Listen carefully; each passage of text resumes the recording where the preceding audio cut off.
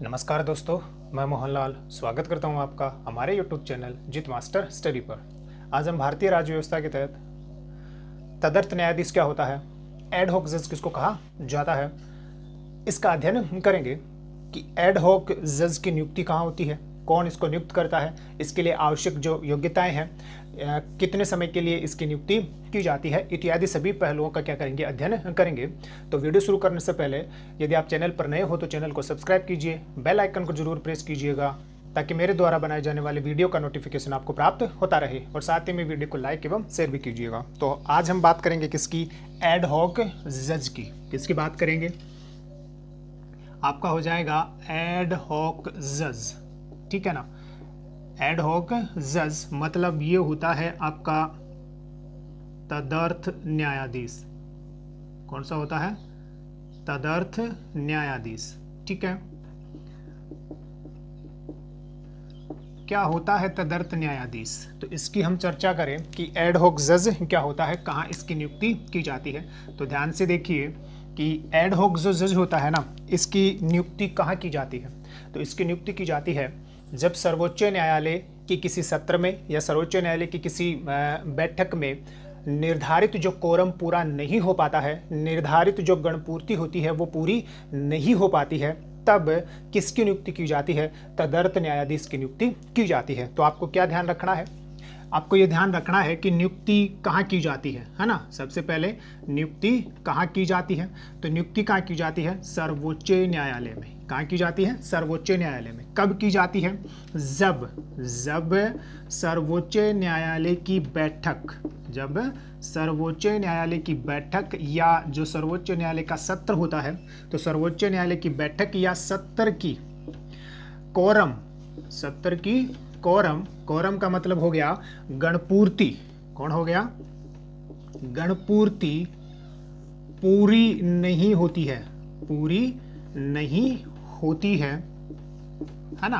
तब क्या की जाती है, तब किसकी नियुक्ति की जाती है, तब एड हॉक जज, तब तदर्थ न्यायाधीश की नियुक्ति की जाती है, ठीक है।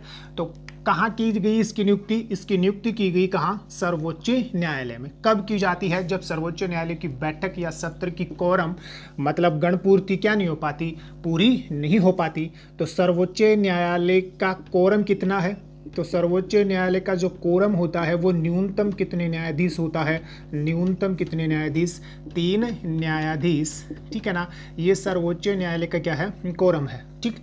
तो जब ये पूरा नहीं हो पाता है तब क्या की जाती है, तदर्थ न्यायाधीश की नियुक्ति की जाती है। कौन करता है, कौन नियुक्ति करता है, ठीक है ना।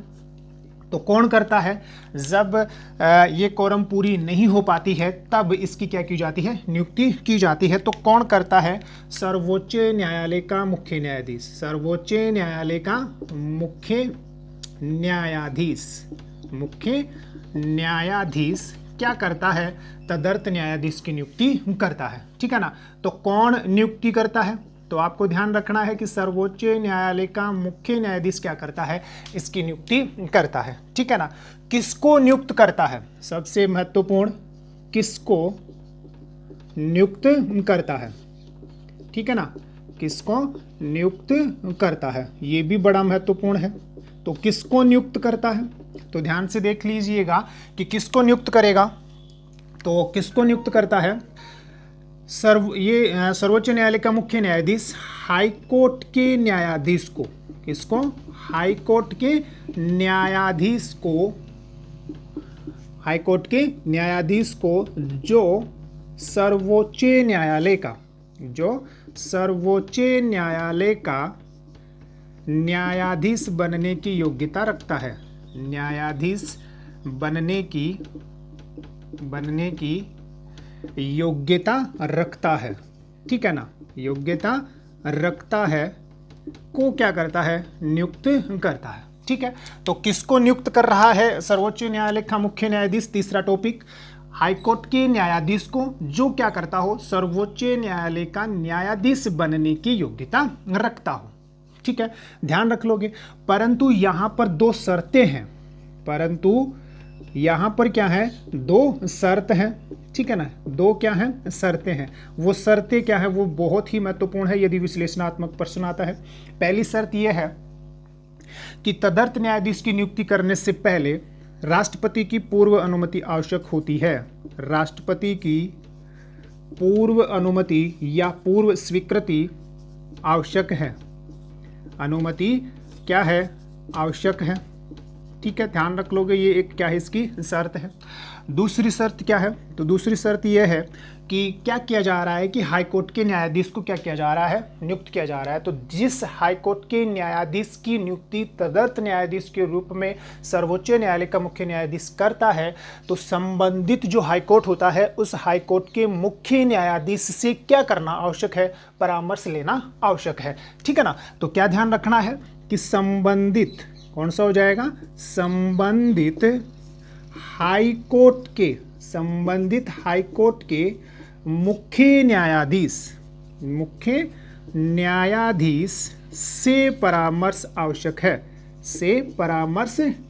है, ठीक है ना। ये दो क्या है, शर्तें हैं, से क्या है, परामर्श आवश्यक है। तो आपको क्या ध्यान रखना है कि तदर्थ न्यायाधीश की नियुक्ति किसको नियुक्त करेगा, सुप्रीम कोर्ट का मुख्य न्यायाधीश। तो हाई कोर्ट के मुख्य न्यायाधीश को जो सुप्रीम कोर्ट का न्यायाधीश बनने की क्या रखता हो, योग्यता रखता हो। परंतु यहाँ दो शर्तें हैं कि सुप्रीम कोर्ट का जो मुख्य न्यायाधीश है वो तदर्थ न्यायाधीश की नियुक्ति करने से पहले किसकी अनुमति लेगा, राष्ट्रपति की पूर्व अनुमति लेना आवश्यक है। और जिस हाई कोर्ट के मुख्य न्यायाधीश को तदर्थ न्यायाधीश के रूप में नियुक्त कर रहा है, वहाँ के हाई कोर्ट के मुख्य न्यायाधीश से क्या करना आवश्यक है, उससे परामर्श लेना आवश्यक है, ठीक है। तो पहला पॉइंट क्या था अपना कि तदर्थ न्यायाधीश की नियुक्ति कहाँ होती है, तो सुप्रीम कोर्ट में होती है। तो यहाँ आपको क्या ध्यान रखना है कि तदर्थ न्यायाधीश की नियुक्ति केवल कहाँ होती है, सुप्रीम कोर्ट में होती है। हाई कोर्ट में किसकी नियुक्ति नहीं होती, तदर्थ न्यायाधीश की नियुक्ति नहीं होती। तो पहला पॉइंट अपना कि तदर्थ न्यायाधीश की नियुक्ति कहाँ होती है, सुप्रीम कोर्ट में। कब होती है, जब सुप्रीम कोर्ट की बैठक या 70 की कोरम या गणपूर्ति क्या नहीं होती, पूरी नहीं होती। सुप्रीम कोर्ट की जो गणपूर्ति है या कोरम है वो न्यूनतम कितने न्यायाधीश हैं, 3 न्यायाधीश है। दूसरा अपना पॉइंट था कि कौन नियुक्त करता है, तो सर्वोच्च न्यायालय का मुख्य न्यायाधीश किसकी नियुक्ति करता है, तदर्थ न्यायाधीश की नियुक्ति करता है। तीसरा अपना पॉइंट था कि किसकी नियुक्ति करता है, तो किसकी नियुक्ति करता है, हाई कोर्ट के न्यायाधीश की, जो क्या रखता हो, सुप्रीम कोर्ट का न्यायाधीश बनने की योग्यता रखता हो। परंतु यहाँ नियुक्ति करते समय दो शर्तों का पालन करना क्या है, अनिवार्य है। पहली, तदर्थ न्यायाधीश की नियुक्ति करने से पहले राष्ट्रपति की पूर्व अनुमति लेना आवश्यक है। और दूसरा, जिस हाईकोर्ट के न्यायाधीश को तदर्थ न्यायाधीश के रूप में नियुक्त किया जा रहा है, वहां के हाईकोर्ट के मुख्य न्यायाधीश से परामर्श लेना क्या है, आवश्यक है, ठीक है। दूसरा, चौथा पॉइंट है अपना कि नियुक्ति कितने समय के लिए की जाती है ना। तो क्या ध्यान रखना है, कितने समय के लिए नियुक्ति, ठीक है ना। ये बहुत ही महत्वपूर्ण प्रश्न है कि कितने समय के लिए नियुक्ति इसकी की जाएगी। तो ध्यान रख लेना कि उतने समय के लिए, ध्यान रखना, उतने समय के लिए जितना सुप्रीम कोर्ट का मुख्य न्यायाधीश आवश्यक समझे, मुख्य न्यायाधीश आवश्यक समझे, ठीक है ना, आवश्यक समझे। इसका मतलब ये हो गया कि एक निश्चित पीरियड नहीं है कि तदर्थ न्यायाधीश की नियुक्ति कितने समय के लिए की जाएगी। ये पूर्णतया डिपेंड है किसके ऊपर, सर्वोच्च न्यायालय के मुख्य न्यायाधीश के ऊपर। तदर्थ न्यायाधीश की नियुक्ति सुप्रीम कोर्ट में कितने समय के लिए की जाएगी, उसका कार्यकाल कितना होगा, ये सब कुछ डिपेंड करता है किसके ऊपर, सुप्रीम कोर्ट के मुख्य न्यायाधीश के ऊपर। क्योंकि लिखा हुआ है कि जब तक सुप्रीम कोर्ट का न्यायाधीश आवश्यक समझता है तब तक या उस अवधि तक वो क्या करेगा, तदर्थ न्यायाधीश की नियुक्ति करेगा। तो चौथा पॉइंट अपना क्या है कि कितने समय के लिए, तो समय निश्चित नहीं है, अवधि निश्चित नहीं है, ठीक है ना। कितने समय के लिए नियुक्ति की जाती है या कितनी अवधि के लिए नियुक्ति की जाती है, तो इस अवधि का कोई उपबंध नहीं है। अवधि किसके ऊपर डिपेंड करती है, सर्वोच्च न्यायालय के मुख्य न्यायाधीश के ऊपर डिपेंड करती है। जब तक वो आवश्यक समझे तब तक वो क्या कर सकता है, उस अवधि के लिए क्या कर सकता है, तदर्थ न्यायाधीश की नियुक्ति कर सकता है, ठीक है, ध्यान रख लोगे। तीसरा लास्ट का जो टॉपिक है, लास्ट जो पॉइंट है कि इसके दायित्व क्या होंगे, इसके दायित्व एवं इसके वेतन भत्तों का क्या होगा, दायित्व एवं वेतन भत्तों का क्या होगा, 5 नंबर का जो है वो। तो दायित्व के बारे में आपको क्या ध्यान रखना है कि जिस व्यक्ति को सुप्रीम कोर्ट का तदर्थ न्यायाधीश नियुक्त किया जाता है उसको अपने अन्य दायित्वों की तुलना में, क्योंकि वो एक हाई कोर्ट का जज होता है, हाई कोर्ट का एक न्यायाधीश होता है, तो उसे अपने अन्य दायित्वों की तुलना में सुप्रीम कोर्ट के दायित्वों को क्या करनी पड़ेगी, प्राथमिकता देनी पड़ेगी। तो उसका दायित्व, पहला दायित्व उसका क्या होता है, तो आप ध्यान रख लोगे क्या दायित्व होता है कि सुप्रीम कोर्ट के दायित्वों को क्या करनी पड़ेगी, सुप्रीम कोर्ट के दायित्वों को प्राथमिकता देनी पड़ेगी, ठीक है ना। दायित्वों को प्राथमिकता, ये उसका क्या होता है, एक दायित्व होता है, क्योंकि वो स्वयं भी क्या होता है, एक हाई कोर्ट का जज होता है, ठीक है।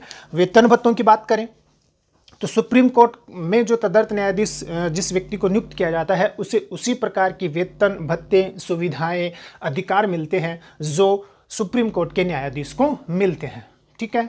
तो ये अपना क्या था, तदर्थ न्यायाधीश था। टू द पॉइंट हमने क्या की है, इसकी बात की है कि एड हॉक जज क्या होता है। तो एड हॉक जज सबसे पहला टॉपिक कहाँ नियुक्त किया जाता है, केवल सर्वोच्च न्यायालय में। हाई कोर्ट में क्या नहीं होता, एड हॉक जज की नियुक्ति नहीं की जाती है, ठीक है। तो टू द पॉइंट, पहला नियुक्ति कहाँ की जाती है, केवल सर्वोच्च न्यायालय में। हाई कोर्ट में या किसी अन्य न्यायालय में तदर्थ न्यायाधीश की नियुक्ति नहीं की जाती। दूसरा, कब की जाती है, जब सर्वोच्च न्यायालय की जो बैठक है या जो सत्र है उसकी गणपूर्ति पूरी नहीं हो पाती, तब क्या किया जाता है, तदर्थ न्यायाधीश की नियुक्ति की जाती है। सर्वोच्च न्यायालय का कोरम न्यूनतम कितना होता है, 3 न्यायाधीश होता है। इसकी नियुक्ति कौन करता है, टू द पॉइंट नंबर 2, सर्वोच्च न्यायालय का मुख्य न्यायाधीश इसकी क्या करता है, तदर्थ न्यायाधीश की नियुक्ति करता है। किसको नियुक्त करेगा, किसको नियुक्त करेगा, तो हाई कोर्ट के न्यायाधीश को जो सुप्रीम कोर्ट का न्यायाधीश बनने की क्या रखता हो, योग्यता रखता हो। परंतु नियुक्त करने से पहले यहां 2 शर्तें हैं कि तदर्थ न्यायाधीश की नियुक्ति करने से पहले उसे राष्ट्रपति की पूर्व अनुमति लेनी पड़ेगी, और जिस हाई कोर्ट के न्यायाधीश को तदर्थ न्यायाधीश के रूप में नियुक्त कर रहा है वहां के मुख्य न्यायाधीश से क्या लेना पड़ेगा, परामर्श करना पड़ेगा, ठीक। फिर चौथा पॉइंट है कि कितनी अवधि के लिए इसको नियुक्त किया जाएगा, तो उतने समय के लिए तदर्थ न्यायाधीश की नियुक्ति की जाती है जितना आवश्यक समझे कौन, हाई कोर्ट सुप्रीम कोर्ट का मुख्य न्यायाधीश। मतलब तदर्थ न्यायाधीश की जो नियुक्ति है, तदर्थ न्यायाधीश की नियुक्ति की जो अवधि है वो पूर्णतः डिपेंड होती है किसके ऊपर, सर्वोच्च न्यायालय के मुख्य न्यायाधीश के ऊपर। वो जितने समय के लिए उसको नियुक्त करना चाहे उसी के ऊपर क्या करता है, ये सारी बातें निर्भर करती है। और दायित्व एवं वेतन भत्तों की बात करें तो तदर्थ न्यायाधीश के जितने भी दायित्व हैं उनमें से उनको सुप्रीम कोर्ट के दायित्वों को क्या करनी पड़ेगी, प्राथमिकता देनी पड़ती है, और वो सभी वेतन भत्ते सुविधाएं अधिकार उसे मिलते हैं जो सुप्रीम कोर्ट के न्यायाधीश को मिलते हैं, ठीक है। तो ये आपका क्या हो गया, तदर्थ न्यायाधीश हो गया, एडहॉक जज हो गया। 2 बातें और ध्यान रखना, एडहॉक जज की नियुक्ति कौन से अनुच्छेद के तहत की जाती है, तो आर्टिकल 127(1) के अनुसार। किसके अनुसार, आर्टिकल 127(1) के अनुसार तदर्थ न्यायाधीश की नियुक्ति केवल सुप्रीम कोर्ट में की जाती है। इस प्रकार का ये जो उपबंध है वो हमने कहाँ से ग्रहण किया है, तो फ्रांस से ये हमने क्या किया है, ग्रहण किया है। तो 2 बातें और ध्यान रखना कि सुप्रीम कोर्ट में तदर्थ न्यायाधीश की नियुक्ति आर्टिकल 127(1) के अनुसार की जाती है, और ये उपबंध जो है ना वो कहाँ से प्रेरित है, ये उपबंध फ्रांस के संविधान से या फ्रांस से क्या है, प्रेरित है। मतलब वहां से हमने इसको क्या किया है, ग्रहण किया है, ठीक है। तो वीडियो को ज़्यादा से ज़्यादा लाइक कीजिए, ज़्यादा से ज़्यादा शेयर कीजिए। आज के लिए इतना ही, धन्यवाद। जाने से पहले आप इसका स्क्रीनशॉट भी ले लीजिए।